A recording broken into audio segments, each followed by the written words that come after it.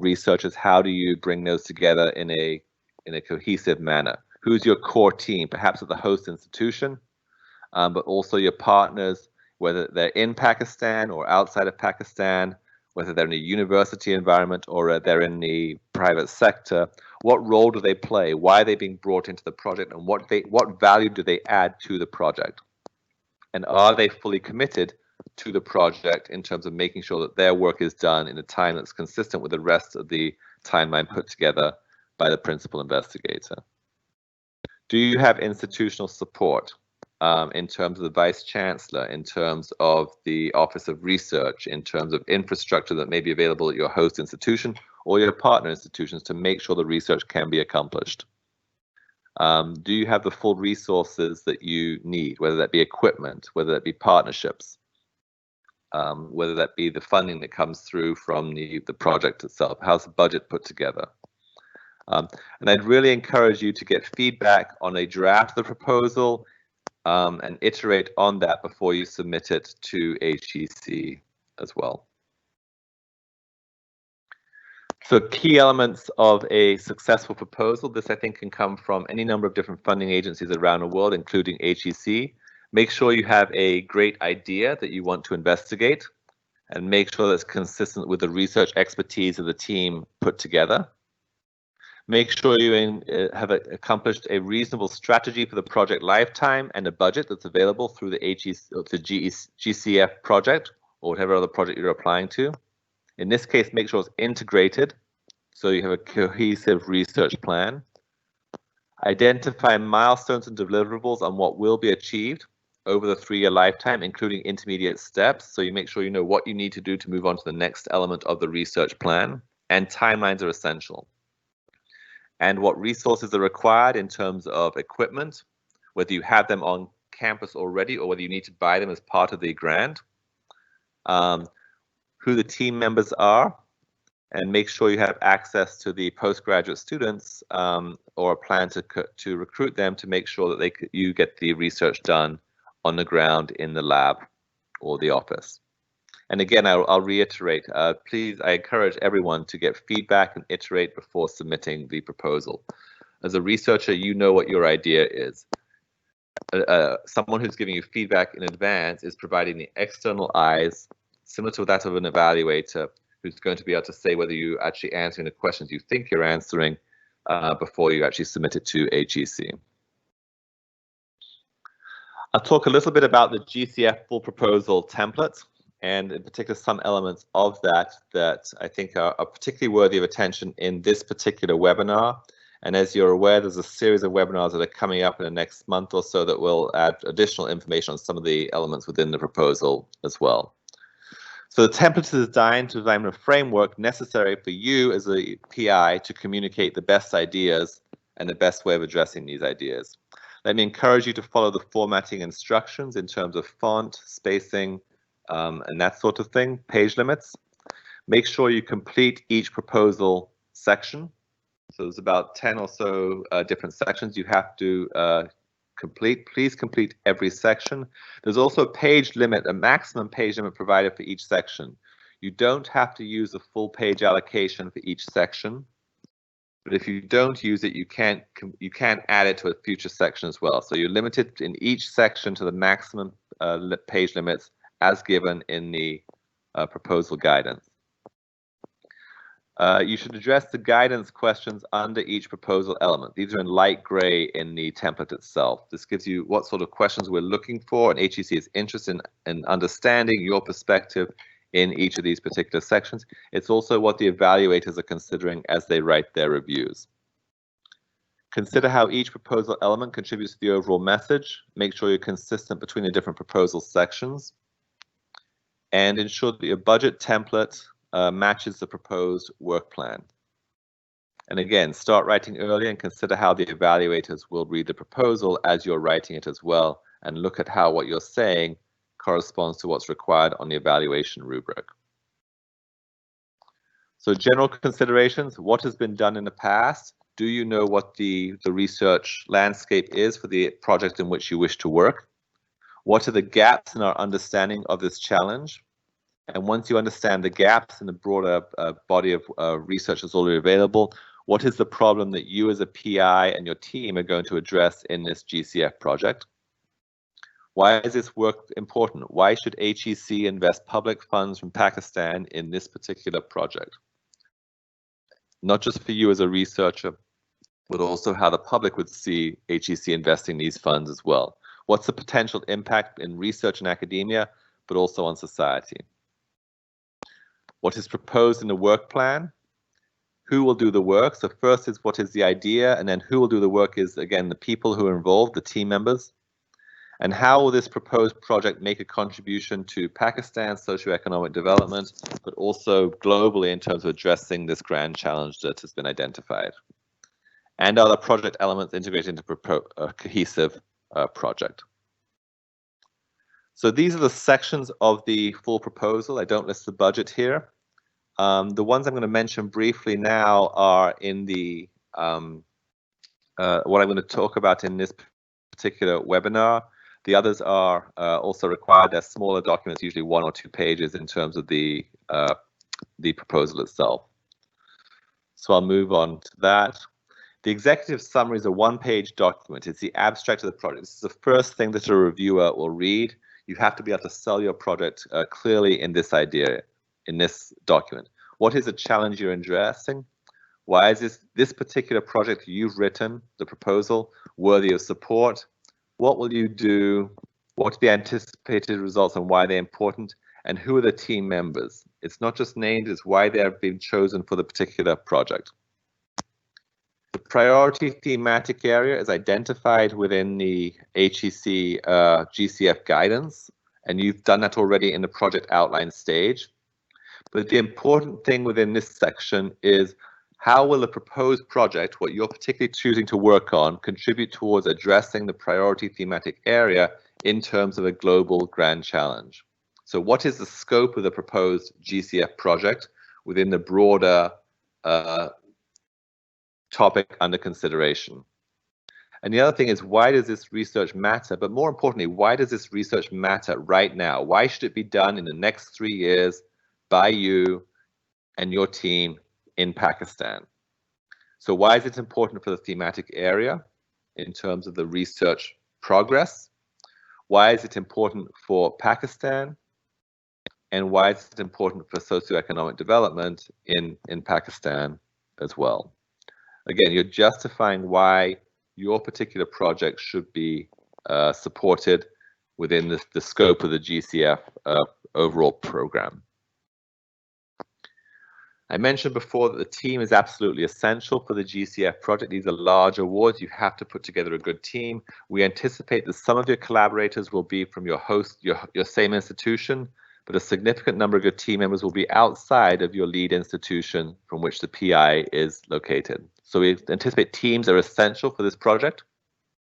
Both national and international collaborators are encouraged. And what the point of the proposal is describe the value of the collaborator to the project. Do they bring some research expertise? Are they an expert in a particular topic?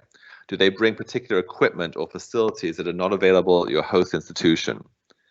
Do they have additional funding that can support the work of the GCF project? This is especially true for the outside Pakistan researchers. Do they have the funding to contribute their part of the work? What's their value in implementation of the results? Potentially, these may be social scientists who are implementing and translating knowledge to civil society from a highly technical project. Collaborators must demonstrate commitment to the project. It's not a matter of just identifying who they are. There's a letter of commitment, and I'll talk about that a little bit later. I also encourage you to identify all confirmed collaborators in the proposal. There's a sheet by which you can do that. That's the no page limit, but it has to be committed to who the collaborators are, and they have to add value to the project. For local and sectoral collaborators, this can be public authorities, it can be civil society members, it can be private enterprise, SMEs or large companies, national or international, and policymakers who can help implement some of the ideas and results from an GCF project. These should be looked at in terms of dissemination and implementation of results. And again, you need to make sure you have the commitment from these collaborators for what they're going to contribute to the project. The project description section is the largest section of the project. I think it's 10 pages that you're given. It's the core of the proposal. What is the problem statement? This goes into what has been done in the past broadly to address this grand challenge, and also what will be done under this GCF project. What are the 3 or 4 integrated research themes that your teams will be working on? And what's the scope of this project? Remember, you have a 3-year limited budget to address some aspect, not the entire challenge. You're not going to be able to solve the issue of access to water globally in 3 years and the project budget. What element are you going to address within this particular project? How are you going to do it? And that includes the milestones and deliverables so that HEC can monitor the progress of the project over the lifetime, and you as the PI can monitor the project progress in terms of the elements that are required for the following year's work, research work. How does the team contribute to this project? What you've laid out above. How are you going to disseminate results, and also how are you going to make data available more broadly across the world? Remember to include impact beyond academic publishing. That's one way of measuring results, but it's not the only way, especially in terms of addressing grand challenges. So what's the socioeconomic impact? What's the policy impact? Who are you going to be reporting to in terms of results that you obtain? And for those of you who, for example, are working with animals or human subjects, the project description has to consider the ethical considerations and the institutional review board and their response to the project elements that you've laid out as well. When I talk about project management, I'm really again now referring to the operation of the team that you have in terms of the project. Your consortia may be made up of 10, maybe even 15 researchers scattered around Pakistan and even around the world. How are you going to work as an effective leader and manager for this project? Remember, GCF is not a single research project. It's a suite of research themes that come together to form an integrated project. You'll have a distributed consortia of participants, and you'll require coordination, whether it be through regular meetings, physical meetings every 6 months, or weekly or monthly, for example, WebEx or Microsoft Teams meetings to coordinate the project progress, understand where different research projects are going within the overall agenda. What is the project leadership and project management structure? What are the incentives available to the team members to participate and continue to participate over the 3-year project lifetime?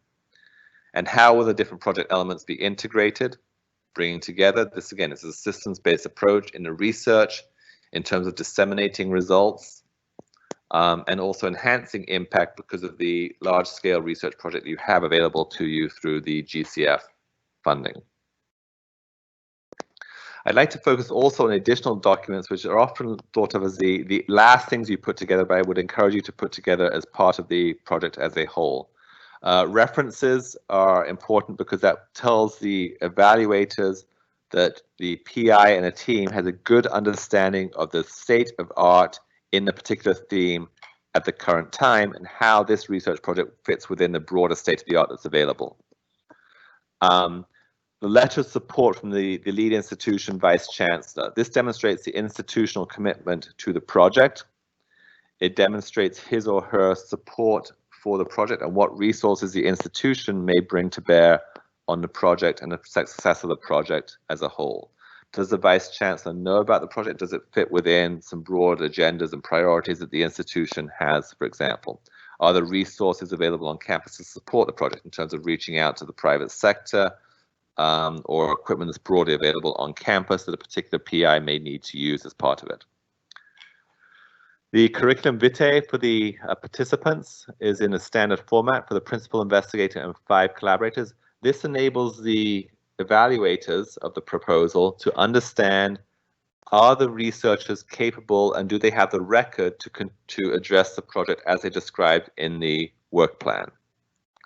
You're able to add in addition to training and positions, a maximum of 5 related research publications and also 5 maximum related activities. And this can be, for example, working with civil society, it can be leading short courses, it can be some sort of dissemination mechanism that's beyond the traditional academic publishing. And it's really an opportunity to highlight the ability of the team to deliver on a project work plan. Additional documents, again, also require an ethical certificate signed by the Ethical Research Committee of the lead institution. This is not for every project, but it is for those that involve human or animal subjects or other considerations that would fall under the purview of the Ethical Research Committee. And the last thing I want to focus on is letters of commitment. And this is in particular very important for the size of the project that you have within GCF, and the fact that you have teams that may be distributed both in Pakistan and around the country and around the world who are going to contribute to this project. You're allowed to have a fixed number of letters of commitment for collaborators, both for academic collaborators and separately for sectoral collaborators. And quite often what you see proposals is that the PI ends up writing the letter and the collaborator just signs it. And I would really encourage you not to do that. I'd encourage the letter of commitment to be written by the collaborator and really highlight the strengths and the commitment he or she brings to the proposed GCF project and the element of work they're going to do. So they need to know what the overall project scope is, what their expectations are, what they're expected to contribute to the project, and this letter should commit to doing that. It should also tell the evaluators and HEC what resources they bring to this project. So let's say you have a collaborator in the UK or in France or in the US, say. Do they have funding that will support their contributions to this research project? And do they have some sort of equipment or resources or intellectual skill that they add to the project? Why are these researchers being brought into the project? And what are they bringing to the expected results from the project? If there are prior collaborations between you as the team in Pakistan and these external collaborators, it's good to note that, because if there's a previous collaboration, then there's a much higher probability of success for this future collaboration under the GCF funding as well. And I'll close here. In large projects such as GCF, and this is true around the world, evaluators typically pay particular attention to the letters of commitment that are contained in a proposal, because it helps them understand whether all the participants are committed to the project and whether the project is likely to succeed due to this level of commitment itself. So with that, I will stop. I know we have another presentation and also some time for questions at the end. I look forward to those questions and the future workshops as well. So thank you very much. Appreciate it.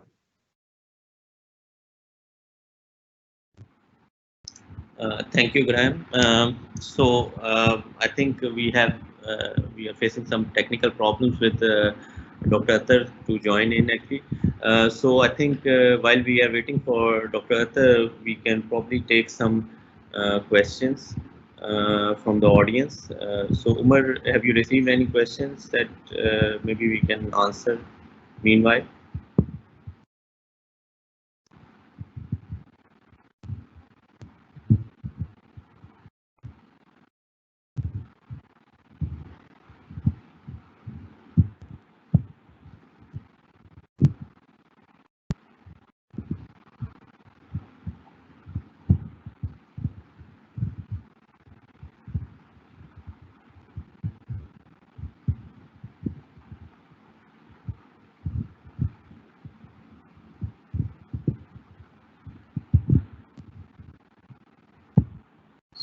Let me see the questions.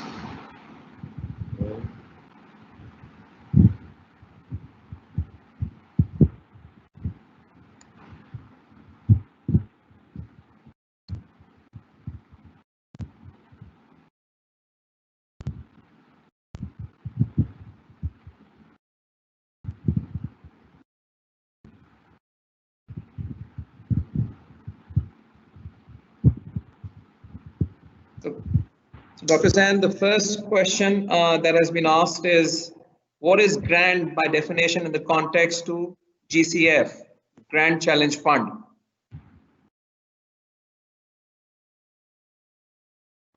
So, okay, I can talk about that, and then Dr. Zain, maybe you'd like to add on to this. So I think in terms of the Grand Challenge Fund, the thematic areas that are allowed for submissions are clearly laid out on the HEC website in the call for proposals guidance. So there are, I think, 9 different priority thematic areas that are described. and those areas have some description within them in terms of what is allowed in terms of the submissions for this particular round of the Grand Challenge Fund areas. So really focus here on the priority thematic areas that have been described, and within those particular areas is allowed.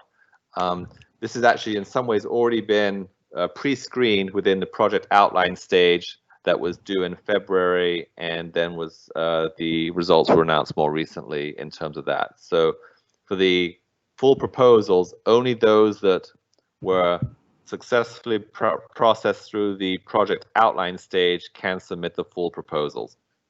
Thank you.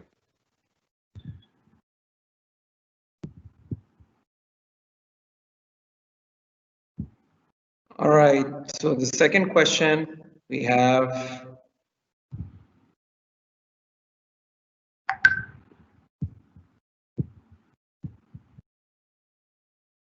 Can the slides be shared by all registered participants? I think this question, Dr. Zan, we can respond to. The presentation slides should be made available on the GCF page post-event. Yeah, I think we are going to share not only the slides but also the recording of these sessions, so you will be able to see it offline as well if you are not able to join in the live session. Third question, what kind of funds can be reserved for foreign collaborators? Zain, I'll ask you answer that one. I guess, yeah. I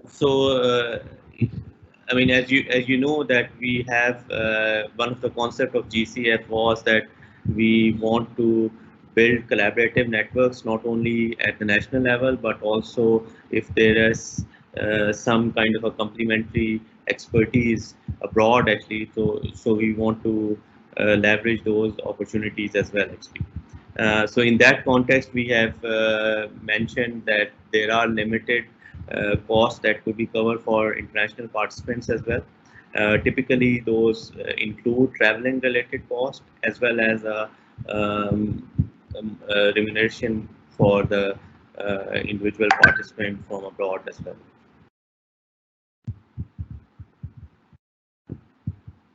Is it necessary for the collaborator to have a minimum of 5 publications? So no, it's not it's not a minimum for 5 publications for the collaborator. In terms of the CV that's submitted by each of the participants in the proposal, what we want to ensure there's a maximum of 5 important publications relevant to the particular GCF proposal that are included in the CV. We know that many investigators will have 100 publications or something like that. That's very difficult for an evaluator to go through every one of them and make a consideration for each of them. So what's typically done around the world, and we'd like to incorporate here, is that the collaborator highlight, or the PI highlight, the 5 most important publications that are related to this particular proposal. And that's a way of looking at the strength of their potential contribution to the project. So it's not a minimum. You don't have to list 5 publications in total, but it's a maximum of how many can be considered on this particular call on this particular template in terms of the core proposals being submitted. I should also point out that additional publications by the PI and collaborators can be included within the references for the project as well. So for example, if a PI has work more than that, then they can be incorporated within the references as long as they're referenced in the body of the proposal.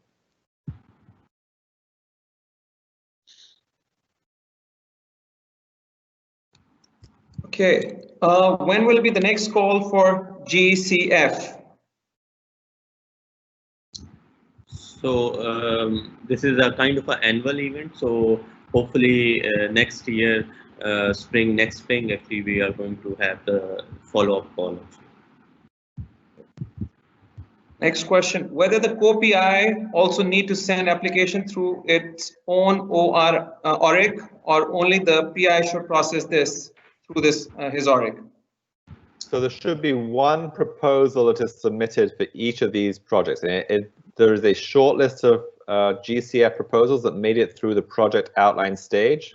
Those are the only ones that should be submitted in terms of full proposals, and they must be submitted through the lead institution that is where the PI, the primary investigator, is based.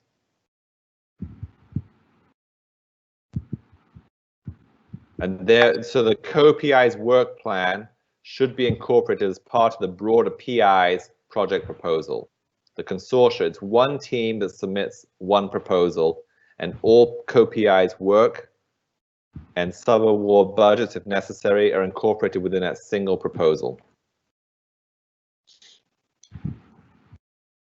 Okay, another question. What is meant by shortlisted and long-listed projects? Can anyone please elaborate on this? So there was a February window for the Grand Challenge Fund as initially launched by HEC. I think the original announcement came out in late December, and there was a February submission deadline for the project outline.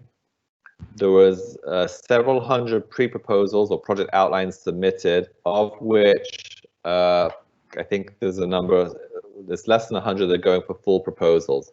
Those are the shortlisted proposals, and those are the ones who are now capable and able to submit a full proposal for consideration for this round of GCF. Those who are not successful in the project outline stage will be able to submit future project submissions in future years.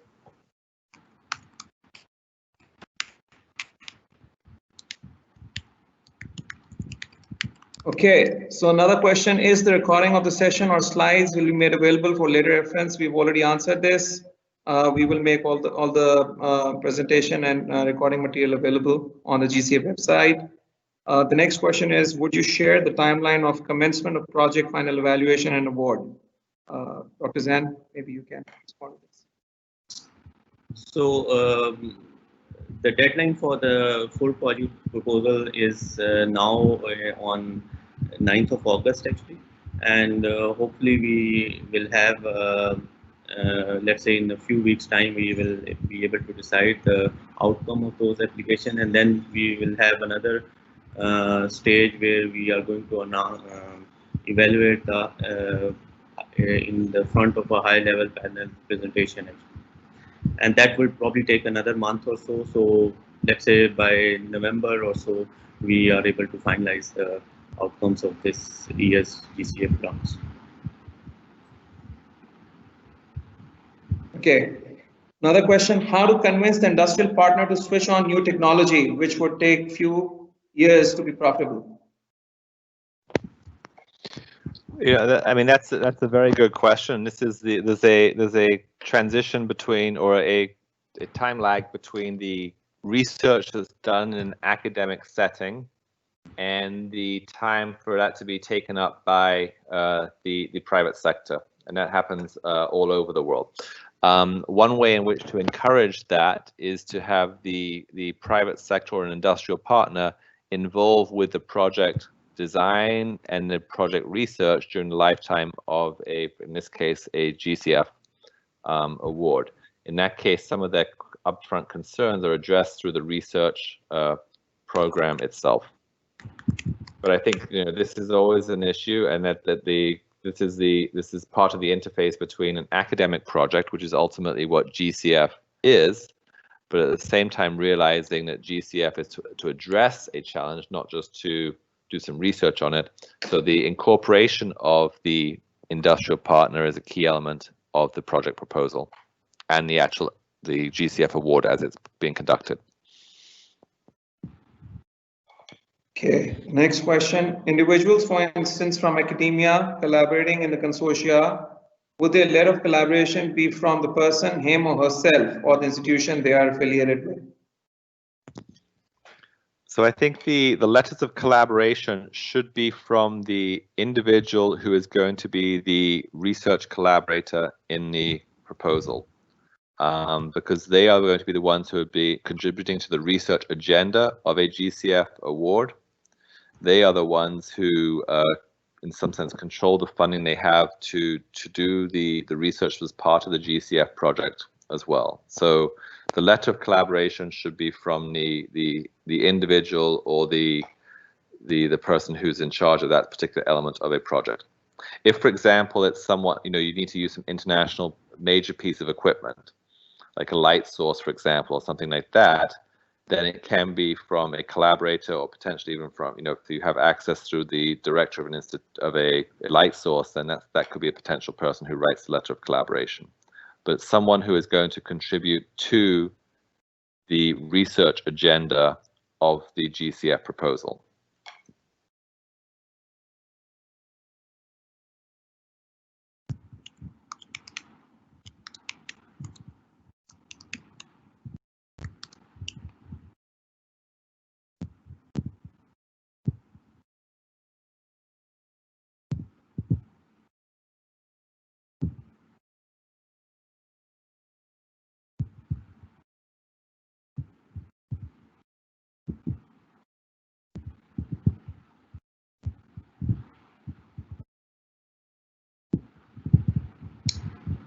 Any other questions, Omar?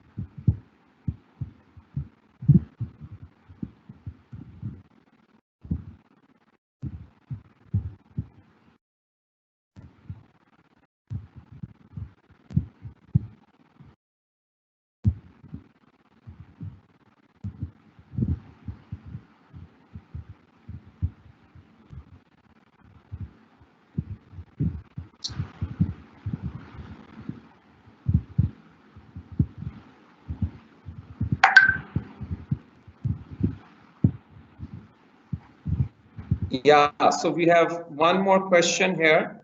During the review stage of GCF concept note, only one reviewer was chosen to review the concept document. At least two assessors should be considered. They're asking for feedback on the review criteria, Dr. Zan.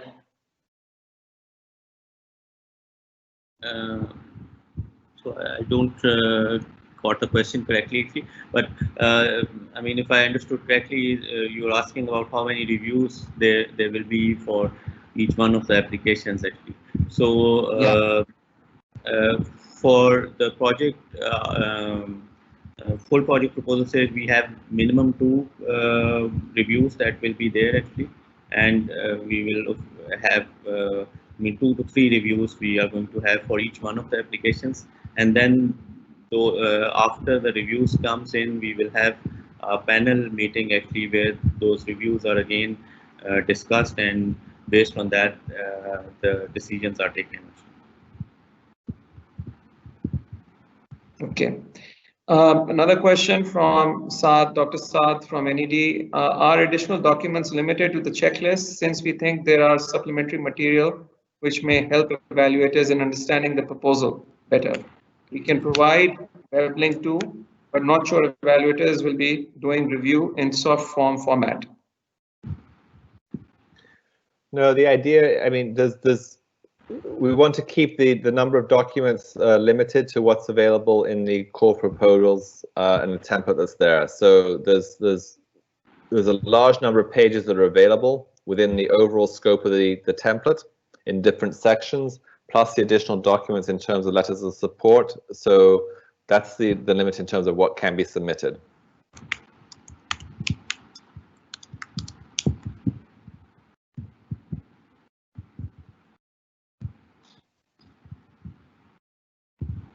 So, Dr. Sen, we have another few minutes to take a few questions before we, thank Garrison and allow Dr. Athar Sama to join using his credentials. How many more questions? I believe we can take 3 more. Yeah. Yeah, that's fine. That's fine. What kind of involvement of foreign faculty we can expect with GCF? Secondly, are universities ready for accommodation and other infrastructure issues like office space and internet access and things like that? So in terms of the project, foreign faculty are encouraged to be part of the team. And Dr. Zain has already referred to the limitations in terms of funding of the international collaboration side of things. Typically in international research collaborations, the international collaborator has some research funding for the project that they get from their own national sources. In terms of the resources on campus to support the project, this is an important question, because an important question for the evaluators and the reviewers is not only is this a good idea and do you have the right team members, but can the project be implemented at the institutions that are involved in the project as well. So this is why we talk about the institutional capacity as one of the sections of the proposal. I didn't highlight it in the presentation today, but it's a section of the proposal. And then also the letter from the University Vice Chancellor to describe their commitment to the potential project if it's successful through the evaluation process as well. So this is an opportunity for the PI in the template and also for the Vice Chancellor to commit in terms of some of the resources that will be available to support the project as well. Whether the project can be completed by the team as put together is always a key question for the reviewers and ultimately for the funding agency deciding whether to support a project. Okay, second question. My question is, what type of proposal qualify as multi-sectoral, multi-dimensional research for societal impact? So I think that if you have a grand challenge, broadly described, or if you have the priority thematic areas that are explicitly identified in the call for proposals for this round of the GCF competition, the topics are inherently multi and/or interdisciplinary in nature. This is the call for proposals is not saying, you know, for example, develop a light source to investigate particle mobility, like you would see in a physics or a chemistry type proposal. So the topics and the thematic areas are inherently multi or interdisciplinary challenges. And the expectation within the GCF competition is that the PI puts together a team that can address an aspect within it that is likely to be multi or interdisciplinary in terms of context. So that's the expectation within this GCF competition. I know HEC has other funding opportunities that are more based upon single disciplinary type of proposals. But here in GCF, the expectation is, with the scope of these challenges, that multiple disciplines will be involved to address them.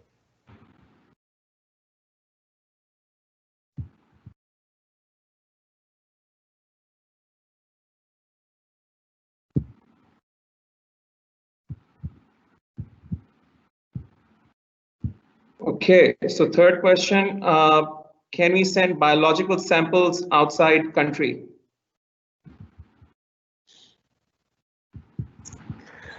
That's a difficult question.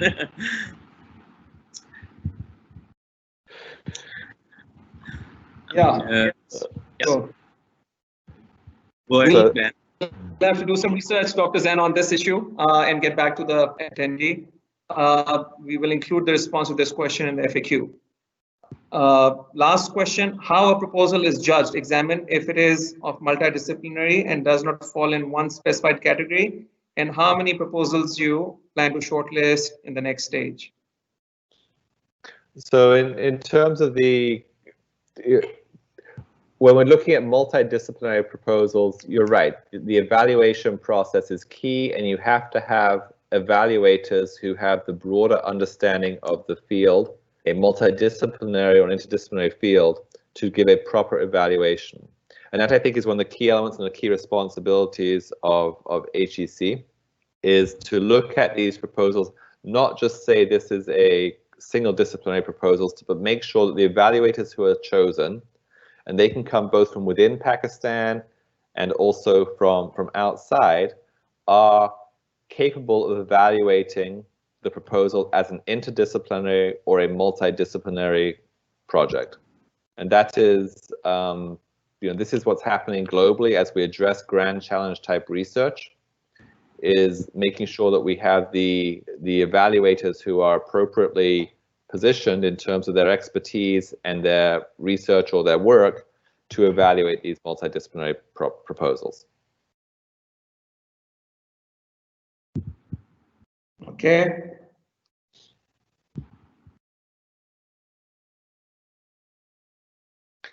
Can I add one comment? I was reading through the chat, the comment on the additional information in the proposal, can they add that? And one of the comments was, can we add web links into the proposal so they're embedded in the proposal documents? That will not be part of the evaluation process, so please do not include web links within the embedded web links within your proposal documents. The evaluators and the evaluation rubric is to be based upon the written document within the page limits that are prescribed by the call for proposals and the proposal template. So please do not embed web links and expect evaluators to go outside of this page limit. If you count up the page limit that's already available to each PI in a GCF proposal, it's already approaching 50 pages. You should be able to communicate your ideas and your proposed project within that 50 pages. We have another question. If you have time, we can respond to this. Is there a process to get feedback on the proposal before submission? So from my point of view, I think that what we have here is the webinar series that HEC is scheduling over the next month.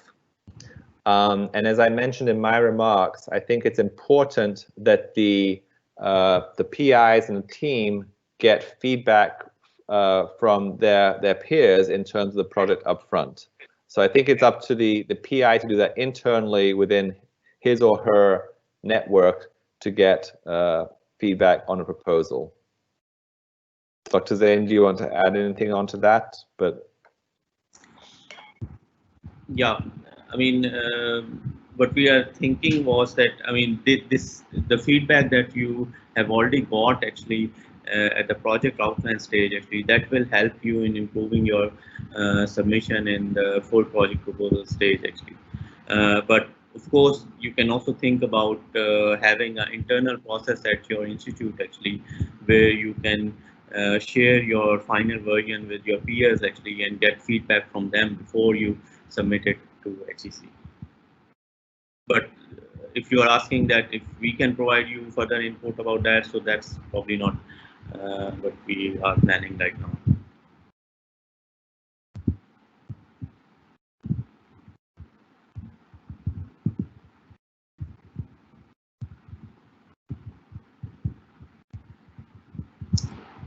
Okay. What if I don't have relevant 5 publications in thematic areas?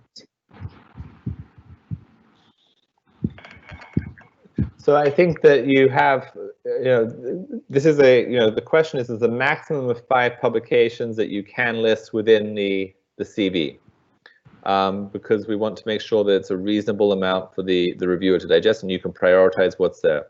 If you don't have 5 publications in that particular area, then other relevant publications that you do have that you want to incorporate, it's a maximum, it's not a minimum in terms of the CV. So you can submit, you can put down up to 5 relevant publications, and the relevance in this case for the CV is defined by you as the researcher. So if you want to just put 3 publications down, you can. If you have two others that may be maybe tangentially relevant, but within that 5, you can do that as well.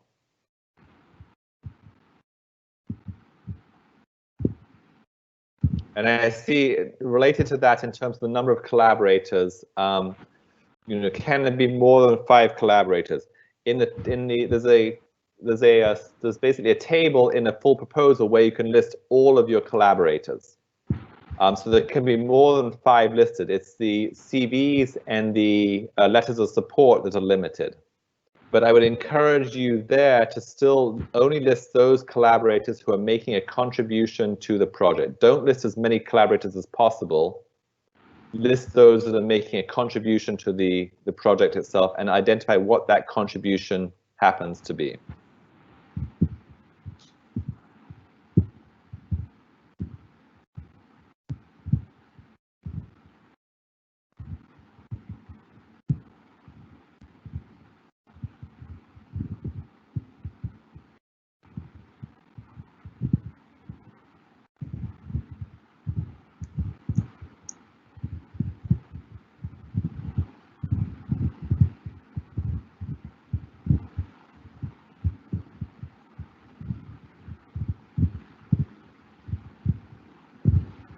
So, Dr. Zan, we can take maybe one last question.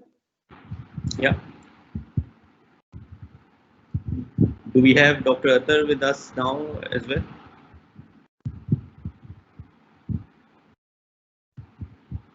So, is it possible to have an honorarium for the collaborator from outside of Pakistan if the collaborator is involved as a consultant? Yeah, so that's what I said, that once you have a collaborator as a foreign expert, actually, you can not only support their travel related costs, but you can also pay a limited amount of remuneration as well, actually. So we are going to give you details about the budget outlines as soon as the portal is open early next week, actually. So you will have more details about all those budget related guidelines as well. Okay. All right. Then I guess on this note, Dr. Zan, we should invite Dr. Athar Sama and thank Garrison for his time and his guidance to our participants. Dr. Garrison, we only have one additional external consultant login password, so Athar Sama would need to use your credentials once you log out. So if you have any final comments, you could share with that, and then we can invite Dr. Athar Sama to start his session. Well, thank you for the chance to participate, and I look forward to seeing what comes from the GCF proposals. Thank you. Thank you. Yeah.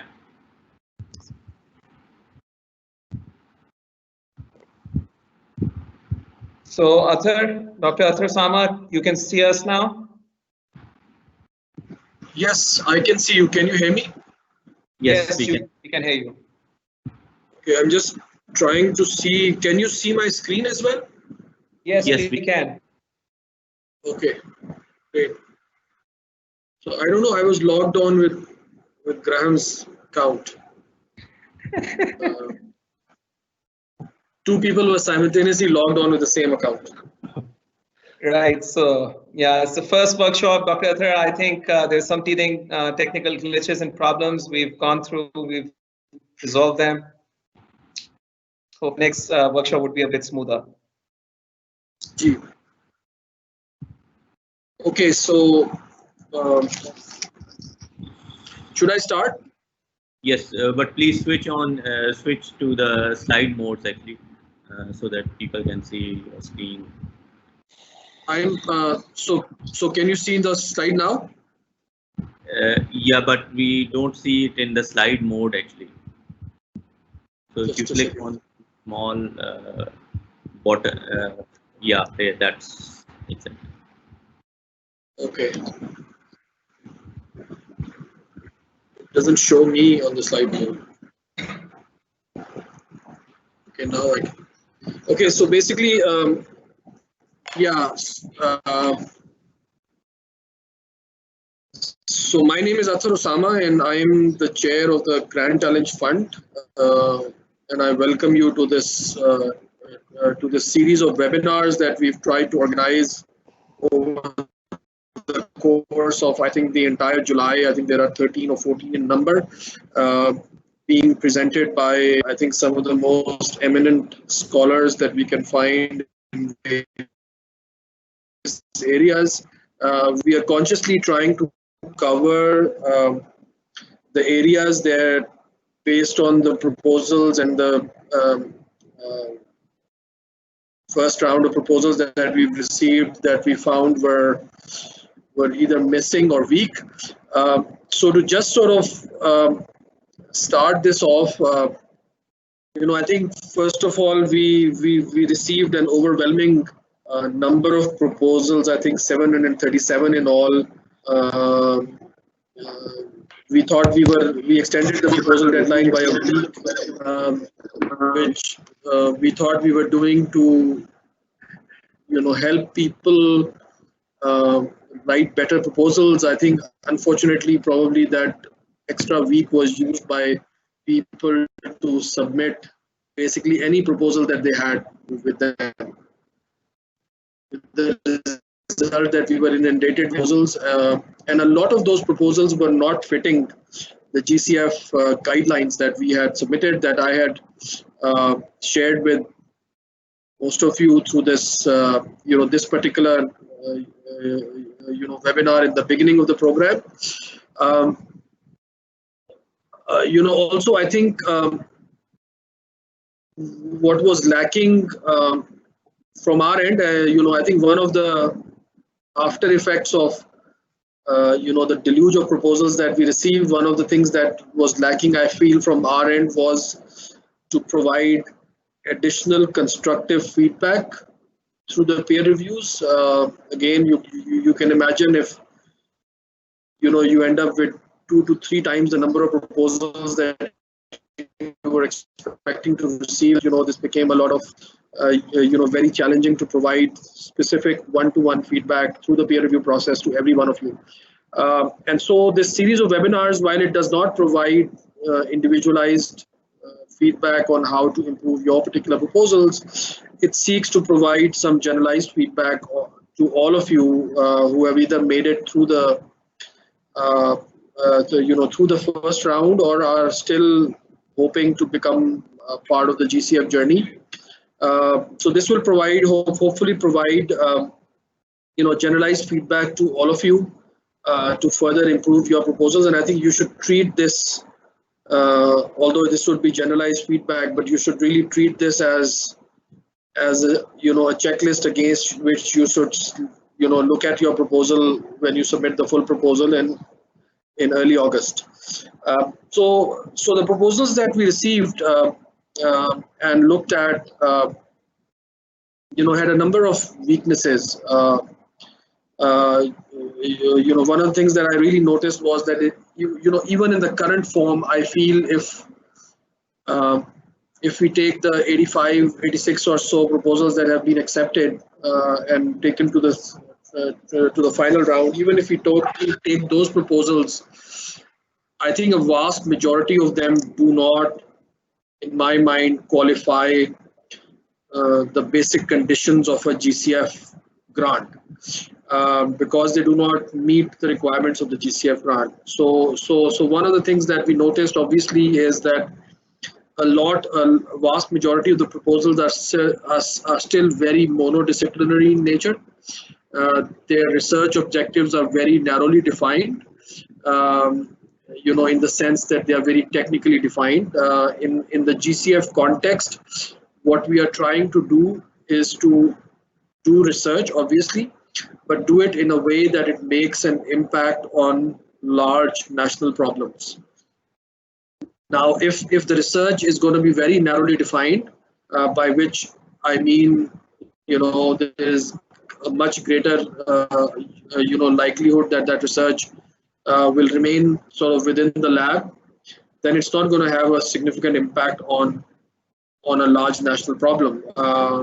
If we ended up funding a lot of very narrowly defined proposals, then we will end up having a lot of GCF, grants that remain on the bench and do not make it outside. So I think that's, that is one problem that I saw with the vast number of proposals. They were very, very narrowly defined. So if you are doing something to solve, for example, the electric car problem, or the the lithium-ion battery problem, we understand there is a technical part of it, but we also understand that there is a very big social part of it. How do you ensure adoption? How do you ensure that the key stakeholders are on board and are willing to take on, whatever you produce, and that is not, currently in a lot of proposals, that kind of thinking is not reflected. The second problem that we found, again, in a vast majority of the proposals was there were not a lot of multidisciplinarity involved. So again, because the proposals were very narrowly defined, most of the people who were involved in the proposals came from the same or very similar disciplines. So for instance, I'm of the view that unless if you want to solve a big national problem, there's going to be a social element to that problem. So regardless of what you are doing technically, there's going to be a social element to the problem if it's going to solve a big national problem. And in order to address that social element, you need to have a social scientist on board who's looking at the social element of the problem. It is possible that a vast majority of people involved in a GCF proposal have very narrow domains.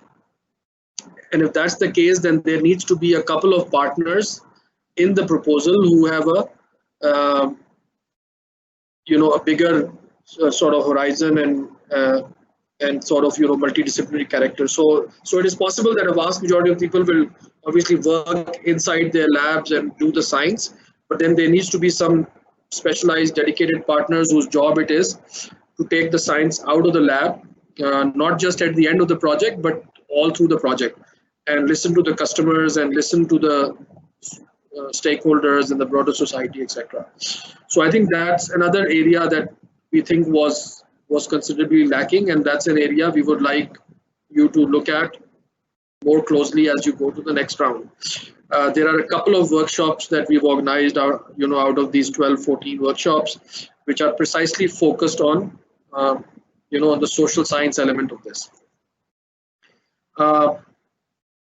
Also, somewhat relatedly, in a lot of proposals, the project aims were not very clearly identified, and the impact pathway again was not very clearly identified.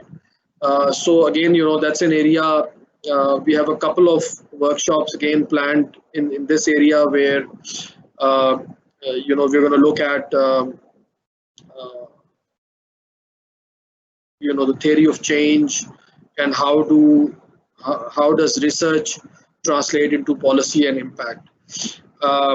Similarly, I think identifying the precise roles and responsibilities of each partner, including the private sector partners, including the government partners, who's doing what and why, is a very important part of the proposal.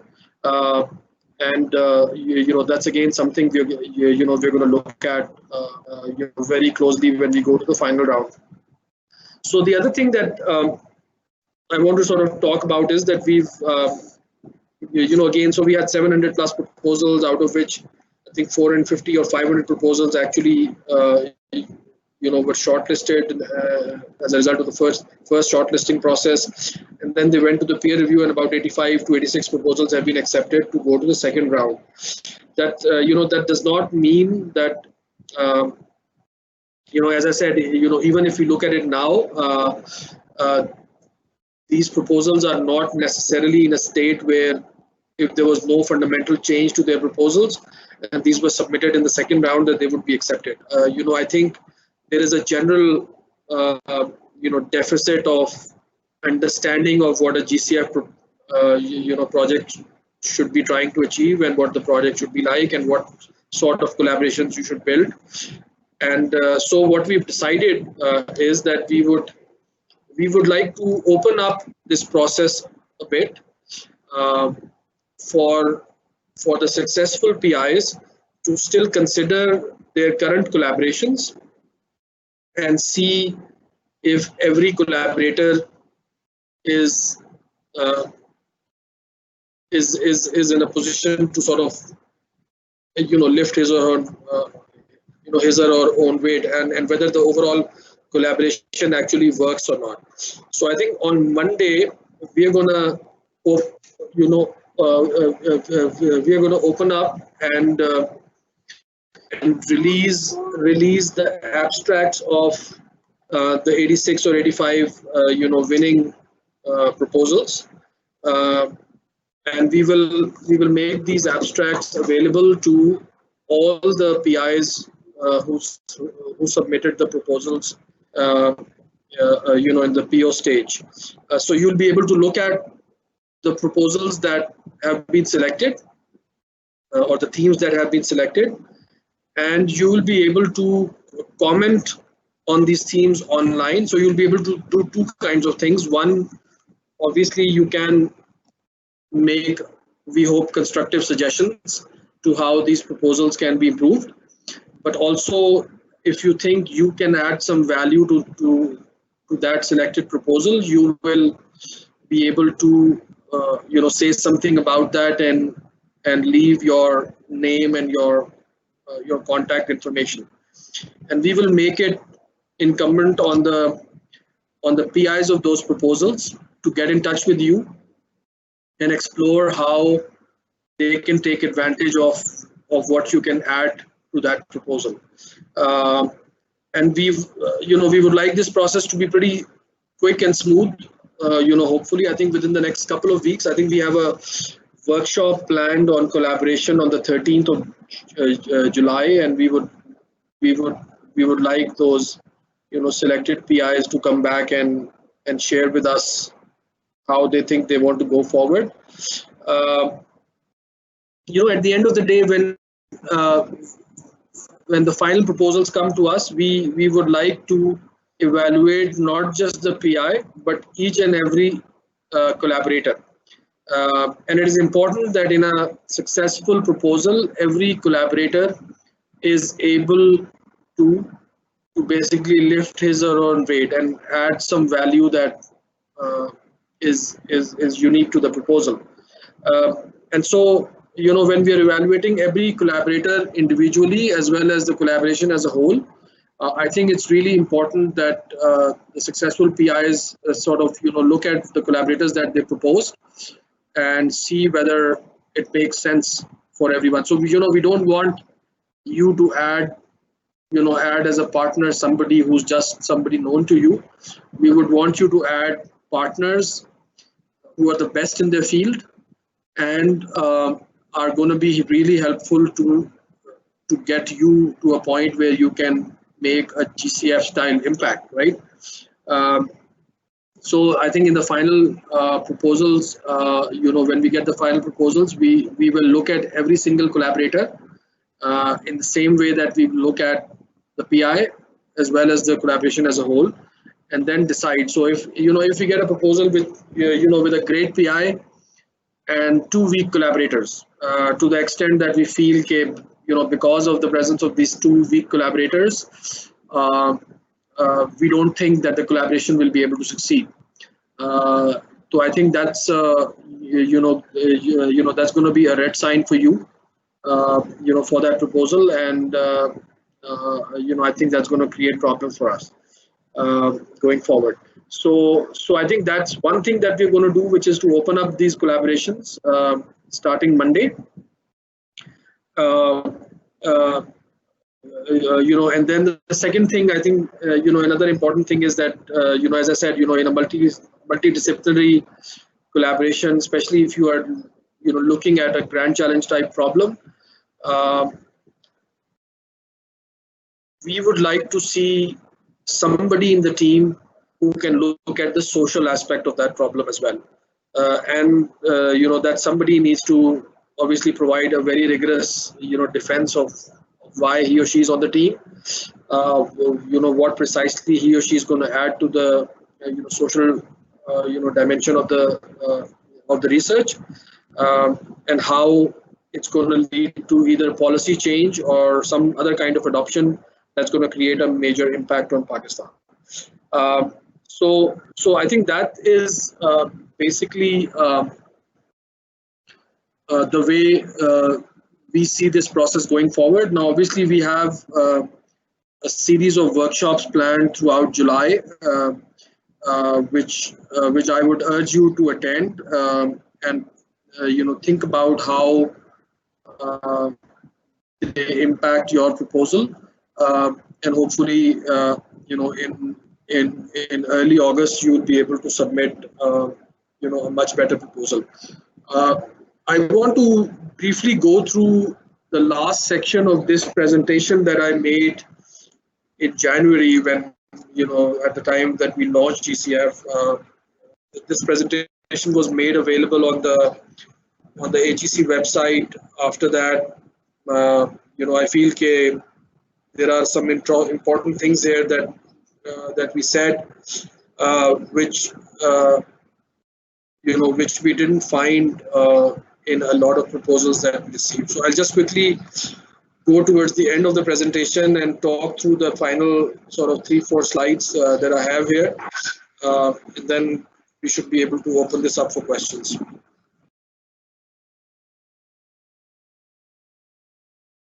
Just let me go through the end. So this is all sort of background material. I'm not going to go through this. Yeah. So this is so this last 4 slides I think are important, and I want to kind of repeat some of these things again. So in January we said that this year, while there is flexibility in challenge specification, the onus of proving that a particular specific problem is a grand challenge and worth solving is partially on the proposers. Again, we did identify 8 broad areas which were agreed with the World Bank, as well as possible smaller areas of problems, within the open call. But we also sort of left it open to the proposers that if they want to go beyond those areas or sub areas identified, they could still propose some problems. I think we did get some proposals that were not sort of following those 8 broad areas or the sub areas that we identified, but I also feel that we got a lot of proposals that the PI didn't really think, either the PI didn't understand what a grand challenge is, or the PI just thought कि मुझे क्या फर्क पड़ता है, मैं इस proposal को डाल देता हूँ, अगर हो गया तो हो गया और नहीं हो गया तो कोई बात नहीं. We had a lot of proposals that were under 20 million rupees, for instance. The upper limit of the grant for this grand challenge fund is almost over 150 million rupees. So how do you think a proposal for which there are, so grand challenge is supposed to be a big problem, big national problem. Why would a 20 million rupee solution solve a big national problem? And we had I think over 100, 200 of these proposals, and we just thought that the only reason why those proposals were there was कि किसी के पास एक NRPU का proposal लिखा हुआ था, उसने वो NRPU का proposal GCF में डाल दिया कि मेरा तो मसला नहीं है, किसी और का मसला, इसको देखना. So I thought that's not a good idea. That just inundates our processes. And when it inundates our processes, then we are not able to do a good job on the piece that we are supposed to do a good job at. So I think problem definition, solution identification are the most critical piece of the proposal. Is the challenge you're seeking to address the biggest piece of the solution? Would everybody, including most reviewers, agree that that is the case? Have you laid out a roadmap of potential solutions? Is your solution the best bet for addressing the problems? This is very important, when you define a problem and then you identify a solution that you're going to take. Proposals, must take a very problem-oriented approach rather than a disciplinary or blue sky focus. The problem focus will also require having access to expertise, all any kind of expertise that is needed to solve that problem. And this means building consortia of smaller universities. It also, reviewers may grant leniency on whether you applied a certain capability to a particular problem before or not, but will probably look for gaps in capability if that goes unfulfilled. As I said,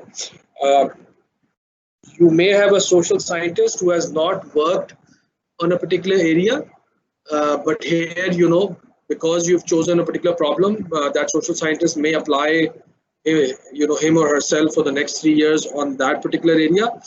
I think that's fine with the reviewers, but if you don't have that social scientist, I think that's a big red flag, because what that tells us is that you have only thought about this problem in a very sort of narrow technical discipline standpoint.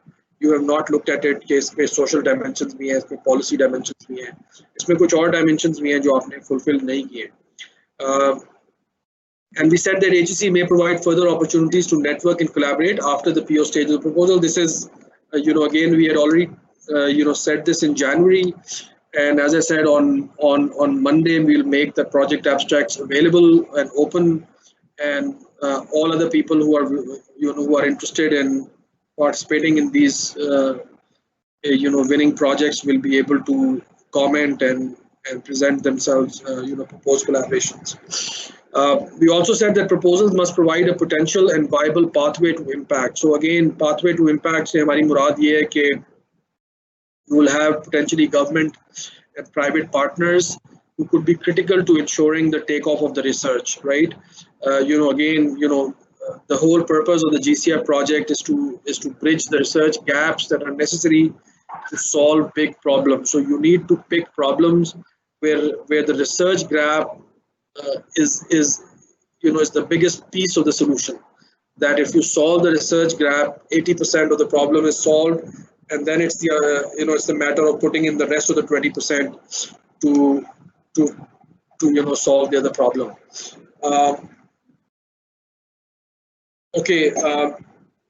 We also said at the time of PO submissions, the principal investigator must have a clearly articulated problem statement, potential solution space, preferred solution, and a research approach and methodology. He should have identified all PIs, co-PIs, and academic partners with a clear indication of what value they bring and their roles. Must have identified and had discussions with consortium partners to identify what their potential role and value would be, and have first level agreement at the PO stage. Now that you've passed through PO stage, you need to go back to your consortium partners and have much more detailed agreement of what their roles are going to be. Also an indicative budget, which you already submitted. And I think researchers should be flexible and should leave some room in the budget, as it may increase, decrease in the later stage due to addition and subtraction of new partners. So again, we did, even in January, talked about the fact that you should keep open the possibility that you will take on additional partners, that you might, drop existing partners because they don't fit into the vision of where you're going. And as I said, every proposal in the final stage will be evaluated for each partner individually and for the collaboration as a whole. So if there are two partners that are not working out in your proposal, even if the rest of the 3 partners are strong, the proposal will not go forward because we feel that you are not sort of covering all your bases. Again, we said that HEC shall not need any letters of support or final commitments from any consortium partners at PO stage, just the proof that you have thought hard about how the problem would be ultimately solved and who could do that. And HEC shall provide substantive review and feedback on selected proposals at PO stage. It will also identify weaknesses that may have to be addressed to create a compelling project. It may require addition, subtraction of proposed partners and/or budgetary changes. So again, I think this is something that we've been, able to do partly. I'm not sure we've been able to do as well as we should have, which is another reason why we are doing this series of webinars, so that you can you can get some generalized feedback and really understand how people who evaluate your proposals ultimately, and a number of the speakers on the webinars are panel chairs of HEC, how the people who evaluate these proposals are really sort of look at these proposals. At PO stage, HEC may provide an opportunity to those whose POs have been accepted to interact with those proposals may have been rejected, to allow for some germination of ideas and reteaming to allow for better quality proposals to emerge. So again, I've already talked about it. We're going to start doing this on Monday. This will ensure that those who are unable to submit proposals from universities other than 32 research-intensive universities also have an opportunity to interact and participate. So again, we had a lot of questions about the selection of research-intensive universities, etc. And we did always say,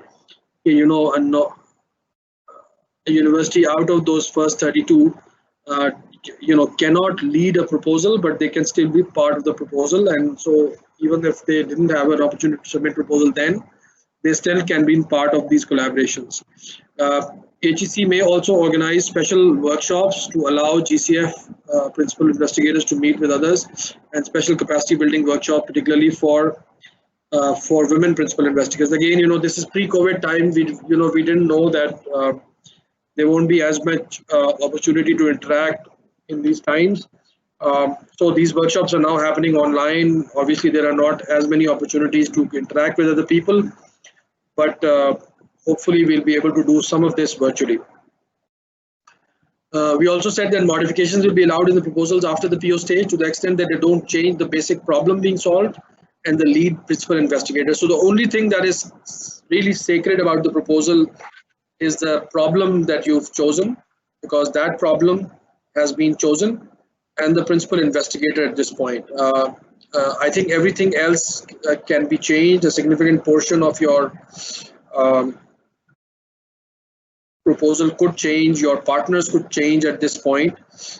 Finally, we said that consortiums are a must, and each GCF proposal should have at least 3 to 4 entities, including 1 to 2 non-academic partners for problem ownership and implementation, and more than 1 university as an academic partner. And ideally, preferably, one of the academic partners should be a non-research intensive university. So this is what we said about PO stage. At the final proposal stage, we said that the proposal will be treated as final and must have everything needed to satisfy reviewers and make a final award decision. I think all information should be contained in the proposal itself. We've seen some practice that when a proposal is rejected and somebody goes into appeal, then he or she starts providing additional information, which wasn't in the proposal in the first place. And I think that's not the right practice. Obviously the decision is made on the basis of what is in the proposal. You can elaborate upon what is in the proposal, but you can't bring additional information at the appeal stage to sort of bear on the decision. It must also include the list of all partners, including all academic partners. Any weaknesses at this stage will be considered final and non-alterable, and would be a ground for rejection. It must include firm commitment from all consortium partners, including letters of support and/or financial commitments, if that is the case, and a final, detailed budget offer from the principal investigator. At the presentation or negotiation stage, so GCFs are large grants, and so there is a presentation negotiation stage as well. The principal investigator and his or her institutional head and any other significant consortium partners will be required to make a presentation before an expert panel and defend their GCF proposals and budgets. HEC will make a go, no-go decision subject to any further negotiations on budget and any other minor changes that may be deemed necessary by the expert panel. So I think this is kind of where the road forward and where we go from here. And to finally, I think, sort of just summarize, and again, I think this is a very important slide. What would a successful GCF proposal look like? A successful GCF funded proposal must primarily clearly demonstrate a solution or significant progress in addressing a grand challenge of national importance, and may result in a development of a consensus or coalition for large-scale adoption, deployment, or scaling of the proposed solution in 3 to 5 years from the point of award. So again, the award is for 3 years, and what we are hoping is that between 3 to 5 years from the point of award, there is a significant change in consensus around what is the right way to solve the problem. And whatever scientific research that is done as part of the GCF project becomes an integral part of that change. HEC will not hold the researcher responsible for what happens after the culmination of the GCS grant, but the researcher is responsible for thinking very clearly about how the research part of the solution will feed into a pilot, possibly done with GCF grant, and implementation scale up after the GCF grant ends. A GCF project would also create a body of knowledge available to policymakers and practitioners seeking to address a problem. So, one of the things that good research does is that even if the impact is not immediate, it advances the body of knowledge available to solve that problem and makes that knowledge available to policymakers and practitioners so that they can make advances towards solving that problem. It should also bring policy focus and resource deployment to the problem. So as a result of the problem, as a result of your research, the problem becomes big, and in the eyes of the policy, policymakers, and it is able to also generate additional resources, whether through the government or whether through private sector or whether through additional research money. Secondarily, and these are the secondary objectives of a GCF grant, it should be able to raise additional resources for research, including access to international grants, for continued investment and further refinement of solution approaches. It should disseminate research, results in international peer-reviewed journals, as well as policymakers and stakeholders in the relevant discipline. So that is really the focus of a GCF grant, and that is how we would like to see more of the projects taking that approach, right? So again, there's an important technical piece that obviously, the scientific research and technological development, whatever you're doing, is able to solve. But solving that technical piece does not solve the problem itself. There's a lot that needs to happen for that problem to be solved, and I think that's where we want these GCF projects to go. So I think with that, I think my presentation is done. I am open to questions if there are any. All right, thank you, Dr. Athar, for a fantastic presentation. We have a number of questions. I believe we've got about 15-20 minutes for the questions, so I'll speak out the questions, and maybe you can attempt to respond to them. Some of them I may be able to respond myself. So the first question: will there be a presentation stage after the FPP submission and review? Dr. Adasana. Yes, so after you submit the full proposal and your proposal is further shortlisted after the full proposal stage, there's going to be a presentation stage in which the consortium or the team will come and present, along with I think the Vice Chancellor of the PI's university will come and present and defend the proposal before a panel of experts. So GCF is actually a 3-stage proposal process. Okay. Second question. It's good to see that there are many workshops planned before full proposal submission, but will there be an extension in the deadline for full proposal submission? As there are many more things to be clarified from these workshops? Question mark. Doctor. No, I don't think there should be an extension in deadline. Once we've told you the deadline, you should follow the deadline. So next question is, can someone shortlisted now include an international collaborator or change collaborators after submitting the initial proposal? Is there any flexibility in changing the collaborators? Absolutely. So that's exactly what we are saying. What we are saying is that you need to look at your entire list of collaborators and see whether they are the best people who can help you win the proposal.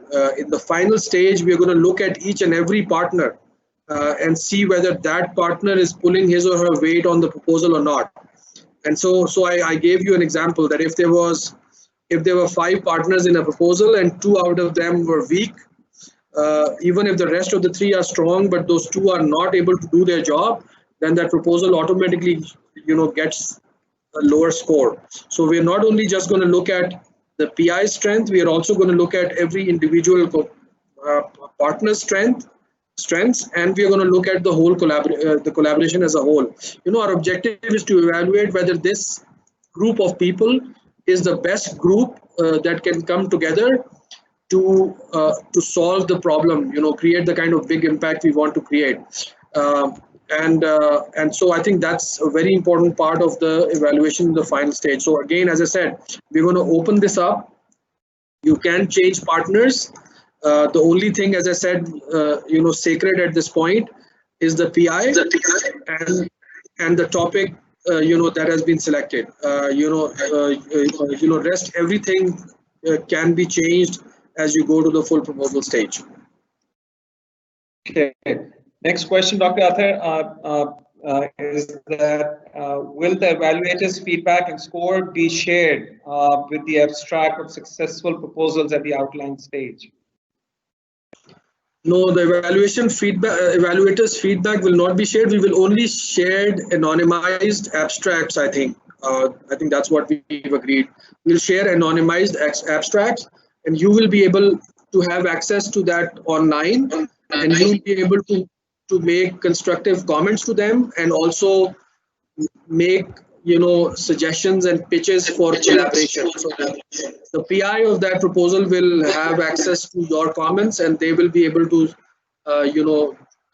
contact you.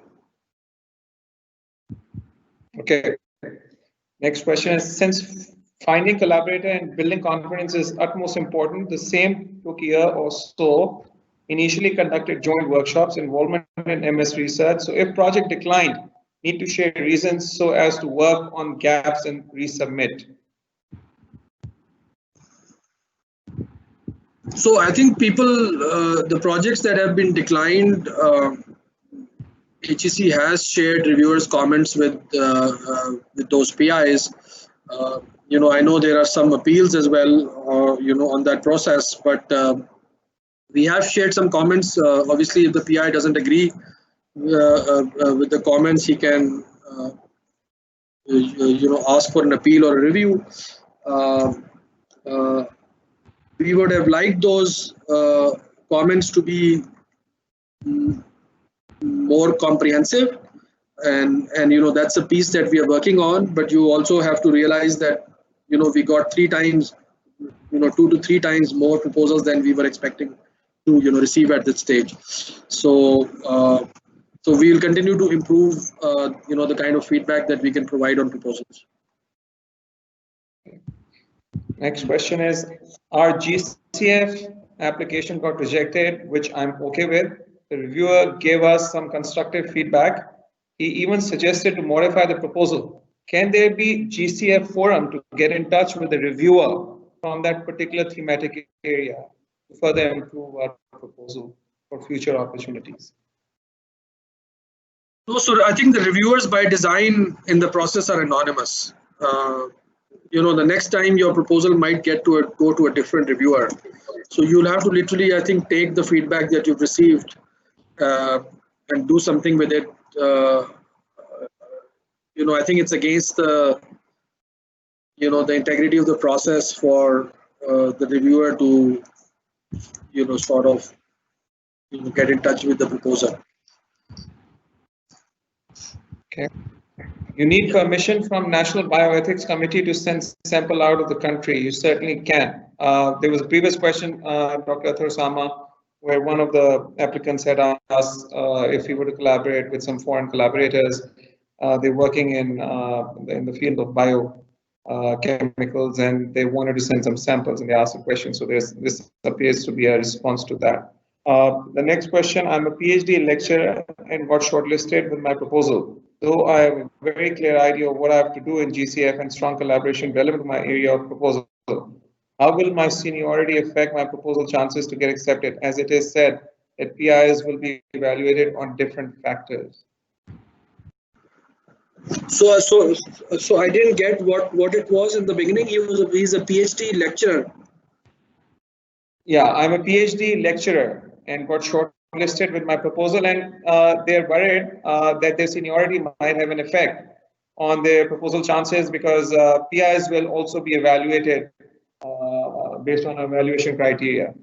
So I think seniority, I mean, I won't call it seniority as in, number of years, but I would call it experience. So if you are a relatively inexperienced, researcher, it is possible that in the second round, that thing could get, identified and highlighted, and somebody might object to that. All I can say is that you can try to improve the overall capability of your team. But that's something, particularly I think, sort of number of years of post PhD experience, and number of research grants that you've managed, and your publication record or your impact record. These are important considerations. So I don't think there's any other way of going around it other than you trying to improve the credentials of your team. Yeah. Next question, Dr. is, does an economist count for a social scientist or a technical contributor? Yes, not. Let you answer that. I would think that an economist is a social scientist.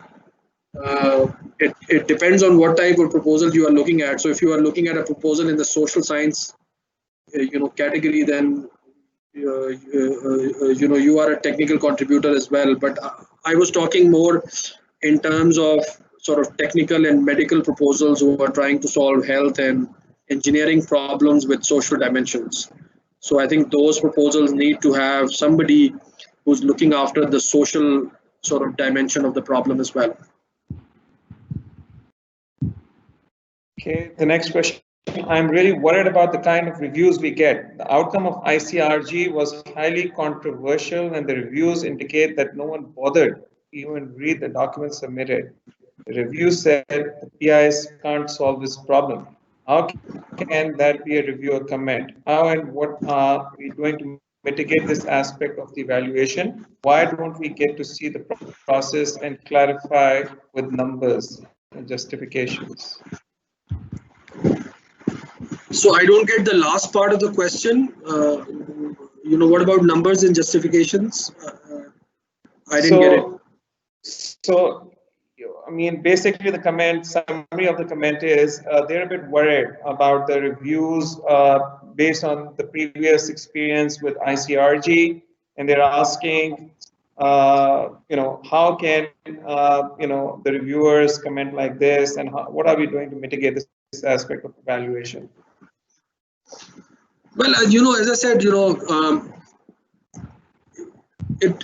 all depends on how much time you get to do this. So if you're going to get 200-300 rubbish proposals in a call, and we have to spend a lot of time just sifting through which proposals are worth even us taking to peer reviewers. If people are going to submit proposals that they should have submitted to NRU to a GCF call, so we will have a problem, obviously, and we are trying to solve that problem by increasing the number of reviewers that we have, by training our reviewers, by actually training the PIs as well. This series of workshops is sort of not just for you because it makes your proposal better quality. It is also for us, because as a result of this, we will get better quality proposals. And if we get better quality proposals, it will be easier for us to review them, and we'll be able to give them constructive suggestions. So, this is unfortunately, I understand this is a problem, but this is a problem of a system that is trying to do something for the very first time. There has never been a GCF-like call in Pakistan before. We are doing this for the first time. We are almost making our rules as we go along. We are learning from other countries that have done these kinds of things before, and this is going to take a little bit of time to sort of get to do this right. I think the more we work on are parts of the problem. The PI is working on their proposals, and the reviewers working on the quality of the reviews, and us working better on the program management. The sooner we will get to the optimal outcome. So I understand there are problems. I think with ICRG again, as I said, we've seen proposals with really accomplished, eminent scientists and scholars whom I personally know. But you submit a proposal that does not meet the requirement of GCF. And if you submit a proposal that does not meet the requirement of GCF, what can we do other than saying that we have to reject it? And then if the person comes back to us and says कि जी आपने मेरे साथ ज्यादती कर दी और ये review खराब था, रिव्यू खराब नहीं था, आपने उस proposal की intent को ही नहीं समझा. So I think that's what we are trying to do. We are trying to educate everybody within the ecosystem so that the quality of the ecosystem increases with that process. And I hope we are going to do a better job with GCF and in the future waves with GCF as well. Yeah. Certainly, I think these workshops will be instrumental in removing these understanding gaps. Next question, Dr. Athar, can you please explain a little more about social expert? I guess this is a repeat of the previous question. I have project of manufacturing industry, so public and private sector industry are not enough to add as collaborator. Well, by social scientist, I mean, whenever you are solving a problem, a big problem, a problem of GCF style or nature, there is always a social dimension to the problem. अगर आप एक industry को एक industrial sector को develop करना चाह रहे हैं या आप इंडस्ट्री में प्रोडक्टिविटी को इम्प्रूव करना चाह रहे हैं, तो सिर्फ एक पीस ऑफ टेक्नोलॉजी बना देने से इंडस्ट्री की प्रोडक्टिविटी इम्प्रूव नहीं जाती. There's a whole labor force there whose training you have to look at, who's how they're going to use the machinery, how does the introduction of that machinery, even the introduction of that productivity enhancing intervention affect the industrialist decision making calculus. So every problem, while a significant part of that problem could be technical, there is always a social element to that problem. And if you haven't looked at the social element of that problem while you are developing your technical piece, your technical piece is surely going to go to the dustbin.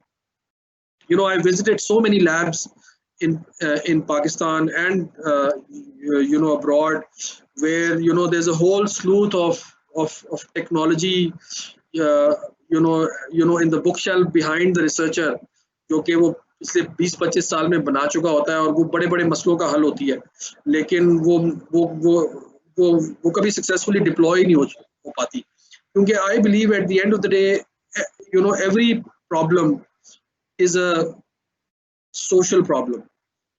It's a socio-technical problem, and unless you take into account the social elements of that problem, you're not going to be able to solve that problem. Just producing a piece of technology will not solve the problem. चाहे वो pollution का problem हो, चाहे वो irrigation का problem हो, चाहे वो public health का problem हो. All problems, while there may be technical components to it, there are always social components, and you need to clearly think about you need to bring somebody on board who's able to help your technical team think through the social dimensions of that problem. So I think that's a major challenge of all these GCF style grants which are aimed at making an impact on society, that it needs to connect with the society, and it's not just a technical problem that somebody can solve in their lab. All right. Lots of comments, Dr. Athar, on requests, rather comments on extending the deadline due to COVID, lots of challenges. So lots of researchers are requesting. I would like you to just take a note of that. The next question. If the topic is relevant to solving problem in Pakistan but is lacking weakness or gaps, an expert panel or people should advise to PI collaborators to amend as per observations and resubmit their proposals. Is there a possibility? Is there any flexibility once you submit a consortium and a proposal and there's some weakness? Would you give them a chance to look at their teaming strategy and resubmit? so I think after the final proposal submission, there is no resubmission. So as I said in my presentation, the final proposal is your final offer essentially. We have no way to, after the final submission, ask you to change things, significant things.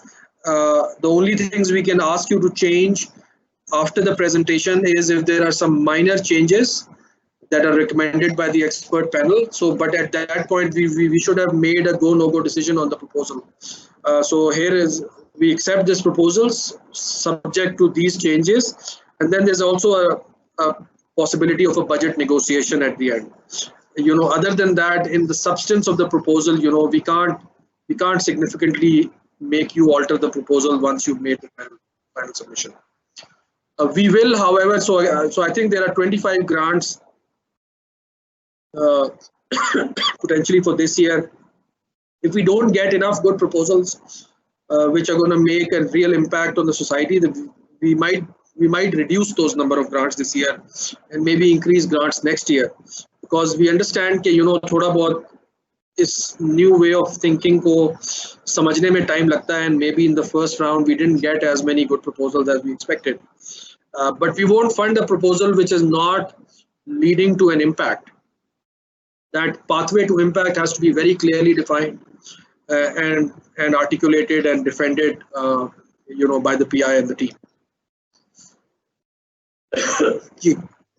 Next question from Saab Ahmed Qazi, NED University. I see what Dr. Athar has in mind when he wants a collaboration to be stronger, but I strongly think that the onus of creating consortia and partnerships for the GCF proposal must be left with PIs. This will show their networking ability as well. Also, opening abstracts, executive summaries during full stage may not be fair.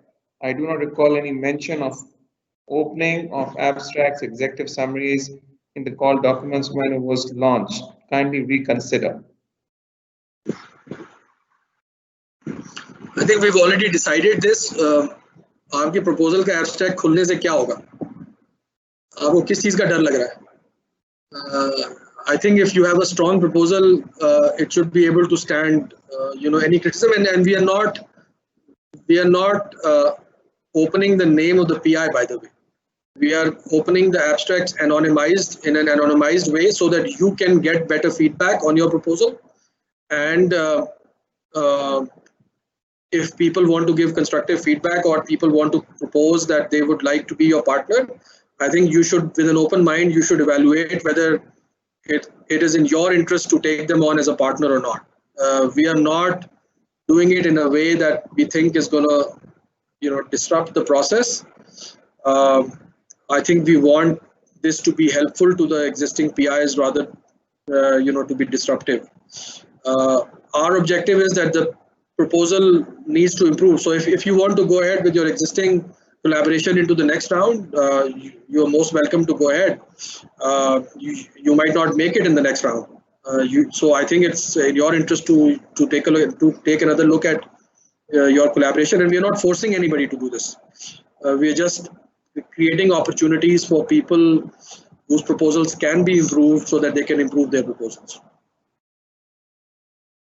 Another question, is it the sociologist or is it the assessment of the social impact that matters? The sociologist? Yes, the question. Sorry, I didn't get the question. Yeah. Sorry, I didn't get the question. So someone is asking, is it the sociologist? Perhaps they're asking, is it the social scientist or is it the assessment of social impact, which you've already explained, Dr. Athar. Impact is. Well, assessment of social impact कौन करेगा? Electrical engineer तो नहीं कर सकता. Social scientist को ही करनी पड़ेगी. So अगर आपके पास social scientist नहीं है, तो we are assuming that you don't have that capability. Yeah. So I will very strongly encourage I think most of the problems, 90% of the problems have a social component, and if you are a group of just scientists or techies who have no experience of doing social research, I would very strongly encourage that you look at your collaboration again, because this will stand out in the next round, very clearly.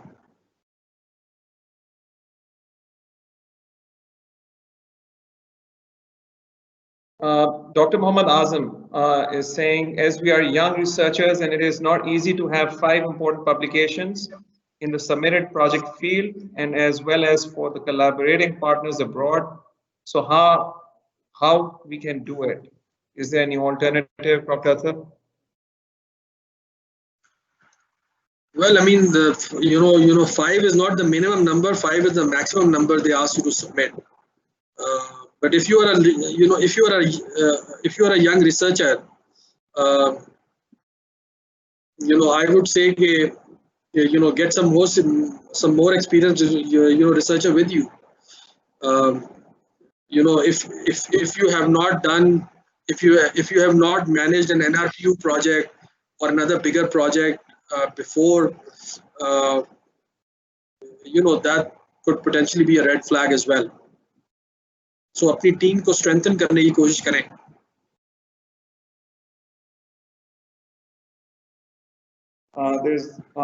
We have time, Dr. Athar, I believe, for 3 more questions. Yeah. Okay, so questions from Abu Bakr, from LAMS. Simultaneously, you are suggesting to bring in non-research intense universities and get the best people for the problem. Kindly clarify.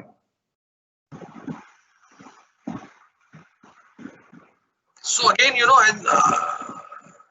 there are best people in non-research universities as well. ऐसी बात नहीं है कि I think there is quite a bit of diversity. So again, these are multiple objectives that you're trying to reach at the same time, and I understand कि इसमें कुछ satisfying की जरूरत पड़ेगी. So obviously we want you to have the best team, but that best team doesn't have to be from LUMS. So you have to meet the requirement of the best team, but you also have to meet the requirement of having multiple collaborators from different universities. And I think there is a way to do it. I mean, if you really sort of got around to putting that team together, what I really meant to say was that you shouldn't have collaborators who are in there and are not able to carry their weight. I think one of the ways Dr. Tariq Banuri thinks about the GCF grant is that this is not, in his mind, this is not a grant for one PI. This is a grant potentially for 5-6 different individuals, and he really considers these 25 grants as equal to 125 grants maybe.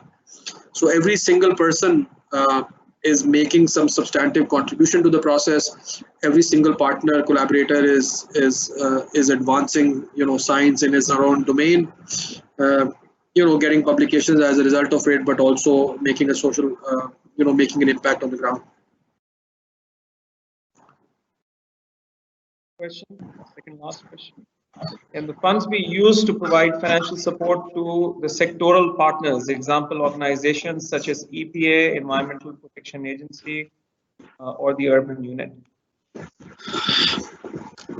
So I think we need to get back to you on this. I think potentially there could be some funds that are set aside for implementation, or some kind of a pilot level implementation of your project. But so we are still sort of discussing some of these things within HEC and with the World Bank. I think in the coming webinars, when we address some of these issues, I think we can get back to you on this in a bit more detail. But as I said, there could be in principle some funds that are set aside for a pilot implementation, which could, part of it could go in some way. And again, I don't know how we will get around the HEC regulations for that. So, let us discuss this with HEC and come back to you on this. All right. The last question. Normally, it is very difficult to find industrial partners in Pakistan for the purpose of technology and research collaboration. I mean, they really hesitate to collaborate. Does HEC have some mechanism to help find the industrial partners? Yes, we do. We'll let Dr. Athar expand on it, but we certainly intend on doing matchmaking with industrial partners for the promising proposals here. Dr. Athar, please, could you elaborate on this? Yeah, I think so. There are a number of companies that have been involved with HEC, through the TDF process in the last 3-4 years, and those companies have had, generally good experience with HEC, and they might be more willing to partner on future projects with HEC. So I think that's one domain. But really, again, as I said, it is not necessary that you have an industrial partner. In fact, the nature of the GCF grants is that we are trying to produce public goods. Dr. Athar, we're losing you on this one. Okay. Hello. Can you hear me? Yeah. Yeah. Now we can hear you. Okay. Can you please repeat? Yeah. Yeah. So what I was saying was that it is not necessary for the purpose of GCF grant that you actually have an industry partner.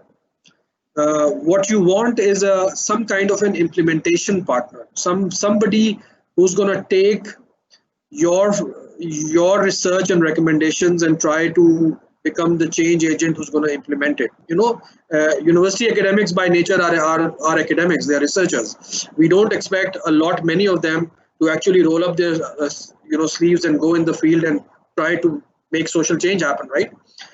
So there's a part that you're going to do, and then there's a part that needs to happen while the project is going on outside the lab. And for that, industry could be one potential partner if the project so demands. But there could be other collaborators. There could be industry associations. There could be government partners. There could be other kinds of social agencies. It all depends on what kind of problem you're trying to solve. So in fact, for GCF, we are trying to produce, in most of the cases, we are trying to produce public goods, right? अगर हम लाहौर की pollution का मसला हल करने जा रहे हैं, या हम कराची के समंदर में पोल्यूशन का प्रॉब्लम हल करने जा रहे हैं, या हम कोई और किस्म का बड़ा प्रॉब्लम, तो क्लाइमेट चेंज का प्रॉब्लम हल कर रहे हैं, तो these are public goods that we are producing. And it is likely that industry may not be that much interested in solving a problem that results in a public good, because industry cannot appropriate that benefit to themselves. But having said that, if your problem demands that you need an industrial partner to take on whatever you're producing forward, then I think there are players within the network of HEC who've already worked with before, and we would also like to sort of expand upon our network. So again, we are depending upon the proposer to actually think through which partner he or she needs, and propose that partner and go and talk to them and convince them. So sort of that's kind of your job. Right. Wonderful. I think that's a very exhaustive response, Dr. Athar. We have quite a few and for the other participants, what we do is we'll go through all the questions that we received for this session, and we will include the response on the GCF page under the FAQ. And you also have a generic email that we have shared with you in our email invitations. You can send your questions, queries. The presentation that Dr. Athar Sama presented is already on the GCF page, and Garrison's presentation will also be put on that page. So please look out for that. Any concluding comments from you? No, I think thank you very much for attending this, and I hope this series of workshops will be important. I think the next one is really interesting. It's Dr. Zulfikar Bhutta, who's recently become, I think, the 4th fellow of the Royal Society for Pakistan. He's a very accomplished academic. I think 10 years ago, I looked at some data, and amongst the top 10 most cited papers in the last 10 years in Pakistan, Dr. Bhutta had 3 of them. So Dr. Bhutta has agreed to do a whole workshop on how to write a good research proposal. So I would really like for people to attend that workshop, because I think it would be really useful for all of you. So hopefully, we look forward to continued participation in these workshops as we go forward, and hopefully they will make an impact on the final quality of the proposals that we receive. Thank you very much.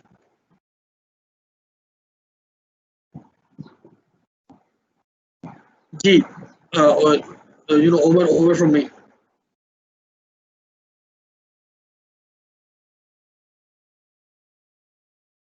Right.